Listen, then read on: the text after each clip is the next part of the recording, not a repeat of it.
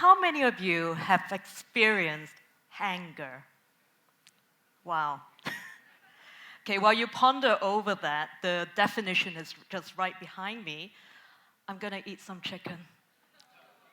It's beautiful. I love fried chicken. Mm. Oh my God. Okay, anyway. I'm gonna put this down. So, why is eating everything? And why is food so important to all of us? So you've seen the definition of being angry, which is a state of anger caused by, sorry, I'm all over the place, caused by the lack of food. Hunger creates anger when you're starving. Now, eating comprises a big part of us. Food is a necessity. Without eating, we die. Or rather, if you go around maybe 7 days without food, you will starve and you will die. At least I would. So, what is really important, I mean, for me as a restaurateur, I've always been very curious with the way we eat, our relationship with food, and most importantly, why is it so important in our lives? Why do we take it so seriously? And why does it become the heart of everything we do? Let me take you back into history. So, 300,000 years ago, there was a cave near Tel Aviv, and there has been evidence found regarding banquets. So can you imagine, 300,000 years ago, there was actually food being provided and cooked and enjoyed by big groups of people. And that is a long time ago. So back in 1992, there was an expedition to the Antarctic. So there was a group of explorers where they gathered together during the shortest day of the year. The shortest day means basically the sun rises very late and it sets very early. So it's pretty depressing. And it's very depressing when you're in this cold environment where the conditions are really harsh. You have nothing to look forward to. And guess what? They cooked a big meal. They literally had a big feast amongst all of them to forget the harshness of their environment.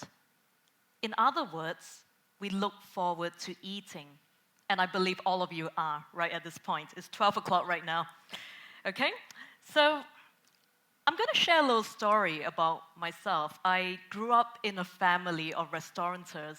My parents were restaurateurs, my grandparents were restaurateurs, so I am literally surrounded by food. Like this, all my life, from young. So, you see, ironically, I hated dim sum when I was young. I hated to the bone. I really didn't understand why we had to share these little baskets of dumplings. There's 20 of us on a table, and we have, 3 dumplings to a basket? If it tastes good, I'm not getting any. That sucks, okay? So I was really young then, and we used to have these gatherings every Sunday with our family members, with our friends, with our relatives, cousins, whatever, there's usually a big group of us. And I hated those Sundays. I mean, why do we have to share food? If food is good, why can't I have it all to myself? I've got chicken here. I can eat all of them if I wanted to. So why should I need to share? So this was a family photo. Obviously, I'm not the happy one there. Can you guess which one is me? The one in the green circle. You see, it took me 20 years to understand that the concept of sharing food is all about caring. When you care for someone, you will share good food with them. And when you have dim sum, and dim sum in Chinese means a touch of your heart. dim legasam, which means, it's basically very sentimental. Whatever you eat, it's to be enjoyed. And the whole concept about having dim sum with your family members is to foster the relationships and also to bond with them. So I became less selfish because I understood how important it is sharing food with the elderly, which is my grandaunt in the picture. She looks very happy. I didn't look very happy, but I understood why these moments mean so much to her and everyone around her. So to understand how we eat together as a circle of friends, as a family, we should treasure every environment. Of course, the food has to be good, but the people that you're with should be of good company as well. And as a restaurateur, it is my responsibility to provide that experience to all of you, because I love feeding you, but I want to make sure that all of you have a good time. I do not want you to have food poisoning. I do not want you to walk out being angry at me. I just want to make sure that you all have a great time eating, because that is a necessity. And if we were to eat 3 times a day, at least for most of us, I eat 10 times a day, we might as well make it enjoyable. So I'll take you through a journey of Ruyi. Some of you may know that Ruyi was my first restaurant that I've conceptualized. It is 4 years old. So when I first came back to Kuala Lumpur 4 years ago, I had this grand ambition of building this modern Chinese restaurant, which is so different and most importantly, pork-free. Because I believe that good food is meant to be enjoyed. Food is a universal language. There is no discrimination. If food is good, everybody enjoys it. I enjoy it, you enjoy it, no complaints.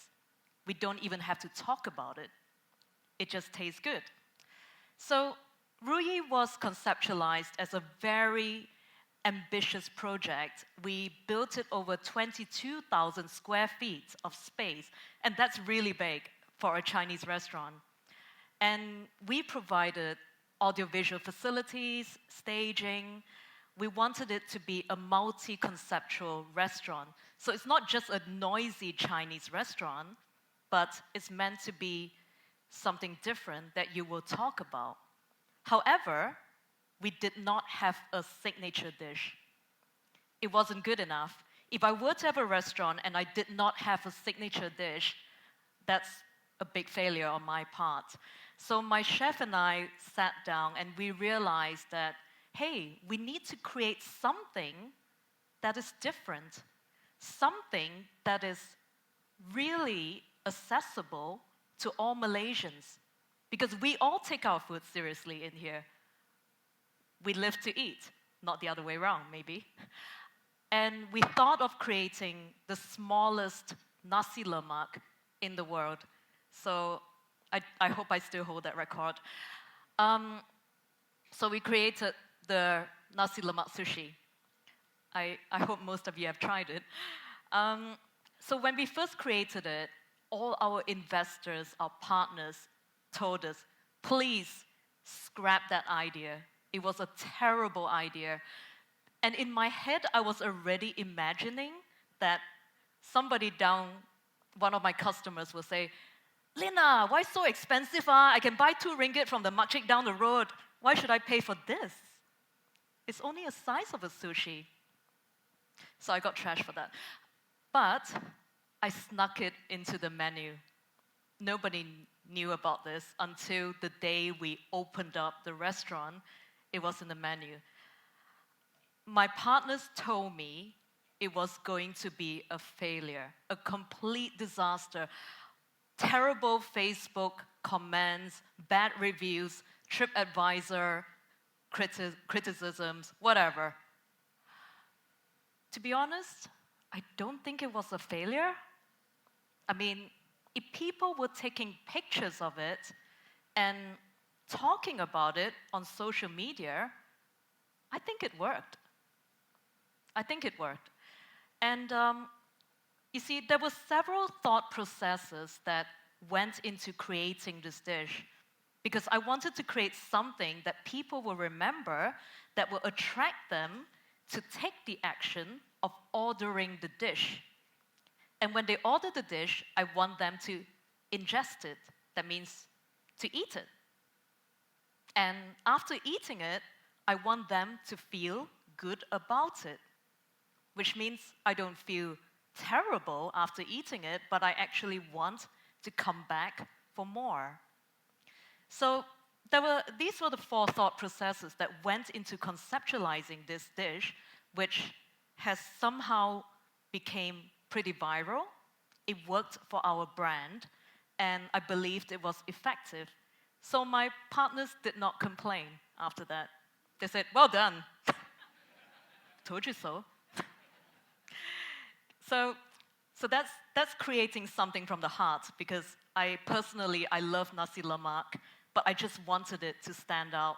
There was a lot of thought, there was a lot of care, there was a lot of love that went into creating this little crazy thing that is still selling by the hundreds every day at Ruyi. So my chef and I are very proud about that. And so that brings me to the point about eating and enjoying every minute of it, because there are so many times where we go out and eat, we overeat, or we eat like there's no tomorrow, and then we regret it after that, and we tell ourselves, oh my God, I'm going on a diet. What diet? You eat 3 times a day, you might as well enjoy it. That's all I can say. To share a little story, I went on the keto diet. Now, that was bad. So for those of you who do not know what the keto diet is all about, it is basically eliminating an entire food group, basically no sugars and no carbohydrates from everything you eat.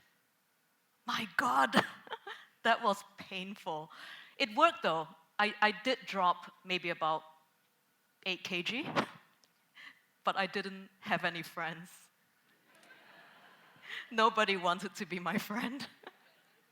I went to my restaurant, everybody ran away from me because they didn't want to eat with me. So, you see, as much as we want to look good, we want to feel good, I think what's really important about eating and our relationship with eating is that we need to slow down and think, who are we eating with? Are we enjoying the experience? Because I believe that when you enjoy eating, you don't have to suffer the consequences of eating right now. I think it is so important to really ingest and enjoy. Because food is the only thing that goes into your mouth and into your system, and it nourishes your body for survival. That brings us back to the prehistoric place where food is just survival. So we have the wealth of enjoying our food, especially in Malaysia. So why do we need to go on a diet, right? I'm not selling my restaurant, but we are pretty healthy. Yeah. So I think to basically summarize the anatomy of eating, which is relevant to each and every one in our room, such as the fried chicken, everything affects all our basic senses. The moment we see something, the moment we smell something, I apologize to the backstage because the moment I took out the fried chicken, everyone wanted it. And I said, sorry, you can't, not yet.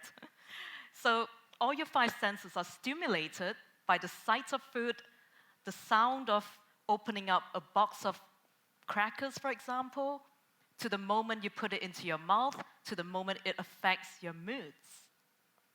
And when it affects your mood, it affects everybody around you. People who are surrounding you, your friends, your family, your experience. You become a better person if you eat well. Right? I think it's important to maybe understand that whatever that we take into our bodies will affect the exterior and also our emotions. And by being a happier person, you're more pleasant to be with. And therefore, being angry is not necessary because it really repels people. So to conclude, I would say that I think we should enjoy our food. We should slow down and ask ourselves, who are we eating with? Why are we eating? Where are we going? Am I going to have a good time? If we are eating 3 times a day, we might as well make it a great time. Every meal, every day. So I believe it is almost lunchtime. I can hear someone saying that. I wish you all a thoughtful meal. And for those who are fasting, I do apologize about the chicken, but Selamat Hari Raya to all of you. You have a fantastic feast next week. And please enjoy every single minute of eating with your loved ones. Thank you.